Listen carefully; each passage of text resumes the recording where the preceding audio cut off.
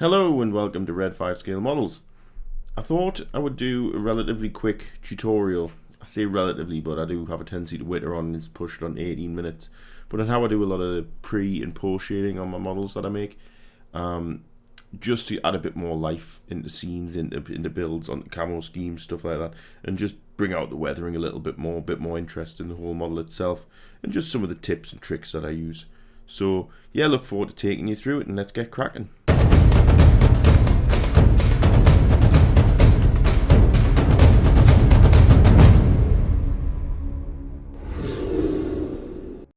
Basically, I use a Vallejo black primer. It dries nice and flat, nice and thin, so that it's not going to obscure too many of the panel lines.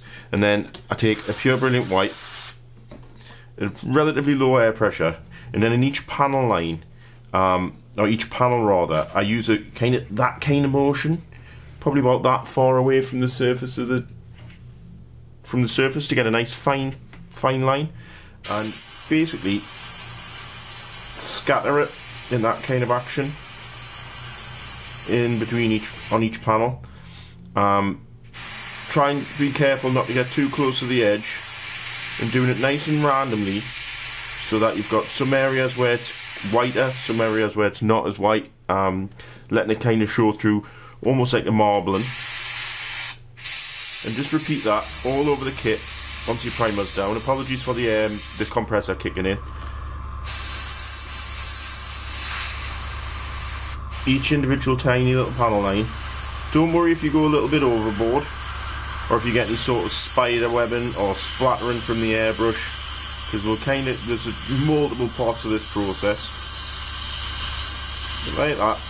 Keep the airbrush moving, and try not to do blocks of defined colour. So what you're not looking to do is kind of something on this piece where you're creating a block of white like that. That's what you want to try and stay clear of. Keep it nice and random. Keep the airbrush moving. That type of action the whole time. Just keep it moving, keep it moving. And that's the type of pattern or thing you want to be looking at throughout the whole process. Now what you can do is you can add a bit of yellow or a bit of brown to certain panels if you want, but you'll probably see in the next couple of coats that I apply, this is very much just going to be very subtle, so you'll not see a great deal of it. So I'll let that dry and we'll move on to the next step. It was a pretty bog standard RAF brown and green type camo, early war type camo. You can't really go wrong with this, and it's one of the easier ones to show the concept on. But the concept is pretty much the same across the board with anything other than really metallic colours. That's a different type of discipline altogether. But basically I've got the flat earth. It's an XF52 flat earth from Tamiya. Thinned it down about 60-40 with thinners, and you can use a mask if you want to use a mask, if you prefer to use masking, or if you want a real hard edge, use some masking tape, or if you're not overly confident in your ability with an airbrush in terms of getting any sort of lines. I don't really know what to say. If you're just a little bit hesitant, use some blue tack, or you want to get something that's bang on accurate to the piece that you're making. Use masks and things like that. But I tend to do a lot of mine just freehand, mainly because I'm quite lazy and it's easy. So basically, I start off by not doing that, blocking out the area where the camo is going to be.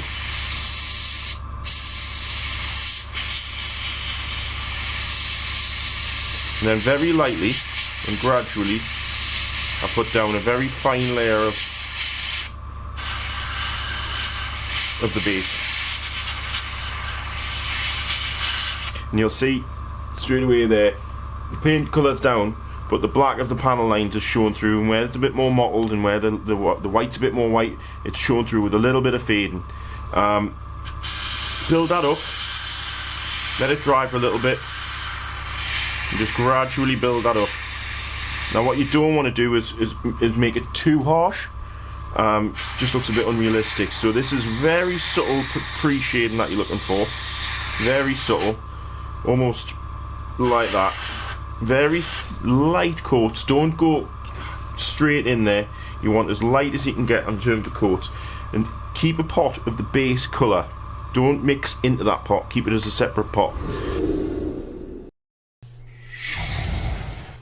So when you're happy with the opacity of the layer of paint that you're putting on, I then take a dark earth from Vallejo Model A, and I add a couple of drops into the base colour just to darken that base tone down. Try not to go too dark, but don't worry if you do, it's easily fixed. And then in each panel line, very lightly,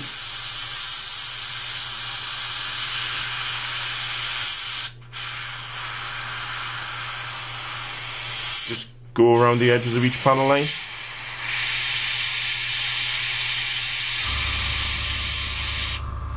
Just to help accentuate kind of the darkness of those panel lines, just like that, and help bring it back out. But again, don't worry if the colour's a little bit off or you're not happy with it. Don't worry, it's easily fixed at a later stage. Okay, so what I've done now is I've taken the base, the flat earth, the original flat earth base, and I've added a little bit of XF55 into the mix, deck tan, just to get it a little bit of a lighter shade. And as I said before, don't worry if you've gone a bit overboard with the darker colour, because you can tidy all that up. And the same as I did with the white on the pre-shade, sorry. Same action in between each panel. And try, if you can, if you want a really good weathered effect, do one panel really, really heavy, do the next panel not quite so much. And in between each part of the camo, but again trying to keep away from the edges of the actual camo itself. That scattered type of shaky hand go into the centre of the panel lines. And then you get something that looks a bit more weather beaten, a bit more sun kissed. Is that the right word? And then when you add the dark green on, and then you're weathering on top of that, it'll start to darken down again, and you'll get a really cool looking effect. If you feel like you've gone a bit too light, get the original buff, the original flat earth, and give it a quick, very, very gentle mist over. And what that'll do is it'll tie everything together. Or if you want to go a little bit lighter, add a little bit more deck tan in, and go with panels again like that. The lighter you go, bit of tip, go more into the centre of the panel. Don't do the same patch again. So if you want to go a little bit lighter, just make this little bit less into this, a little bit more rather, into the centre of the panel.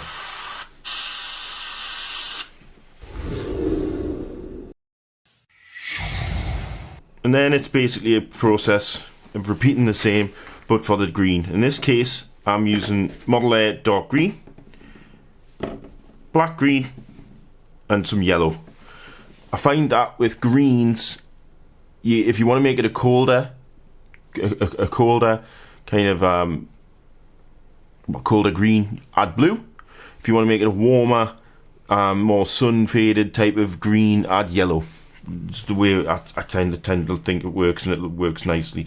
And again, I just take the dark green and block out the colours.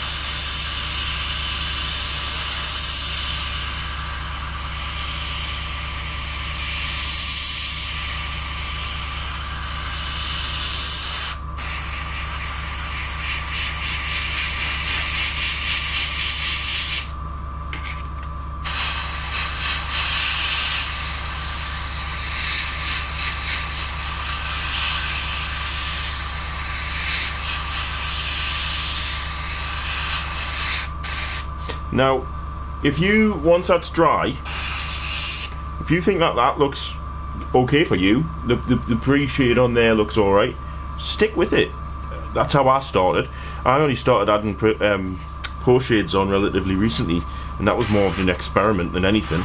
But if you think you're happy with that, leave it there. If you want a newer looking aircraft, not as weathered and as faded, I'm approaching this from an armoured background, where if in doubt, chuck some mud on it.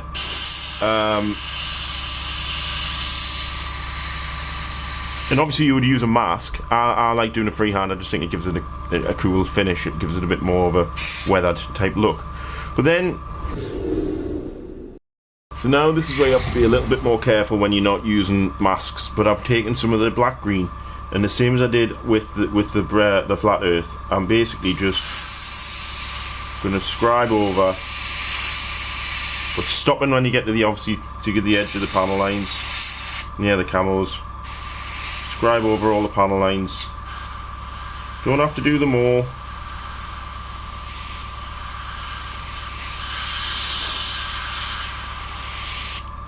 Like that, and then I'll go back in with the original dark green with a bit yellow in, and then, like I say, stick a dust coat over the top just to unify everything back together of the main base colour. So okay, I've maybe able to see in the cup there, I've basically got the base of the dark green and added some yellow to it. You should already see it's gone a little bit yellowy with the white showing through. I'm just going to emphasise that. Same type of action as before. In the centre of each panel. Trying to stay a little bit careful and away from the edges of the camo. Just helps make it, gives a little bit more definition. And then what you can do, add a few more drops of yellow to it. Quick mix through, and add a little bit of water to this actually because it's quite thick now. Get it flowing nicely. So this is a bit yellower, yellowy. Got a bit more yellow in.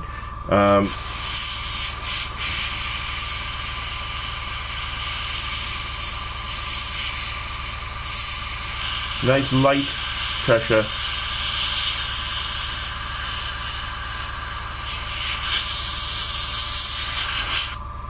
And then you start to go down that route of getting a lot more fading in, a lot more panel definition in, and you can just keep playing with that until your heart's content.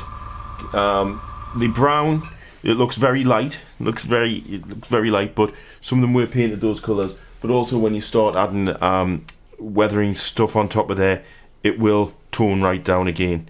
And then basically it's a case of, if you're happy with how the lines look, leave them. If you want to add a bit of the base colour rather to them, do that. Or if you want to take, for example, you want to add a bit even more definition, add a bit more yellow in your pot. So this is very yellow now, so you'll have to be very careful with it. Get it flowing again, and then pick out, for example, it's not ideal, one panel.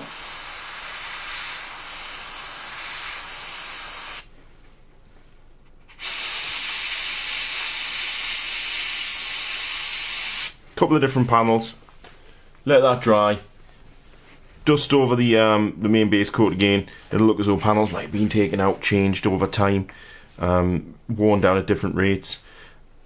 Just add a little bit more interest to things. So I'll let that dry and then I'll get on with the next step. So I'm not overly happy with how that yellow looks. Fine, that's fair enough. Take the dark green again, the dark green base coat, and give it a very light mist over the top to tone it back down. Get the overall feel back to somewhere that you're happy. And there you go. Fixed. So then what we're going to do, we're going to hit that with some of this. Good few coats. First coat is about 60-40 in favour of the Mister Colour. Let that dry a good while, and then change to about a 40-60 in favour of Mister Colour. And then the third coat is basically about 10% of the Mister Colour, 90% thinners. And what that'll do is it'll get that high sheen that we're looking for, because then we're going to do some panel washes or panel line washes. So I'll do that because it's not the most interesting thing in the world, watching someone spray clear gloss down. Once that's nice and dry, I'll come back to you. We'll crack on with how to do some of how I go about doing some panel lines. So the gloss coat's dry there. I helped it along with a hairdryer, but you can leave it overnight, 24 hours, and it should catch the light like that. Should look incredibly shiny, be really smooth to the touch. That's what you're looking for. That is an absolutely fantastic bed to put decals, if you want to be fancy, decals, decals, transfers, whatever the hell you want to call them. I've been pulled about that because of my accent. Put your decals down or decals down on there, microsol, microset, it'll get right into the panel lines, and then basically hit it with the same gloss back over the top, and you've got a fantastic bed to work on. Then what I do, you can go out and buy panel liners. You can buy them for winter camos or dark blue camos. I find that these three, in relatively whatever mix you want, so if you want a browner one, go down that, so maybe half that and 25-25, or if you want a black one for a winter vehicle, go more black. But those three there tend to do the job for me. In this instance, I've mixed them all in equal parts in a pot with some white thinners. Nice and easy, nice and cheap, nice and simple. Old brush, soft brush, not a rigid brush, but an old brush. And there's a time and a place for getting a teeny tiny little brush, dropping it in and getting your flow improver and all that nonsense. But if you put a good enough gloss base down, I tend to just go and paint the whole thing in this sludge, for want of a better word. Dry some off your brush. Make sure you're going to be in all the nooks and crannies. And give it a good old coat. And then basically let it dry. So now that's dry, and you're crapping your pants. Everyone's been in that place before, but if you've put a good enough base coat down, a good enough clear coat, and given it a good enough time to dry, so that it's not in any way, shape or form tacky or anything like that, this part should be an absolute breeze. Some people, you can go in with a cotton swab, cotton bud, and do it all methodically. Take a piece of kitchen towel, kitchen roll, whatever you want to call it, and think of the airflow direction. So it's a plane, it's going forward, so the air's coming back over the wings, and basically just wipe the oil off. Keep wiping. It comes off. Just relatively gentle, because obviously you might have things like antennas and stuff like that sticking up. But just keep wiping. But forward, front to back, front to back, front to back, front to back. Don't go back on yourself, because it'll all help with streaking and weathering at a later date. In fact, I'm going to take it off this, because wipe it off. You see, capturing all that oil off the surface, but it's leaving everything in, all those dark recesses. And then seal that in with a coat of gloss, and then crack on. Oops, crack on with any other weathering. So that's it finished. I've hit it with a coat of just matte varnish after it's done. Put a few little streaks on and stuff just to give it the final effect of kind of what it would look like. This is actually an old, it's a Wildcat, 72nd scale Wildcat out of a kit. I lost the cockpit for it. But you can get some really good effects. It's the same, you can do the same on armour, you can use the same type of techniques on armour, other camo schemes. Just play about and enjoy it. So yeah, as always, I hope I've helped at least one person out there. Don't forget to subscribe to the channel and follow me on @Red5Models. Thank you. Bye bye.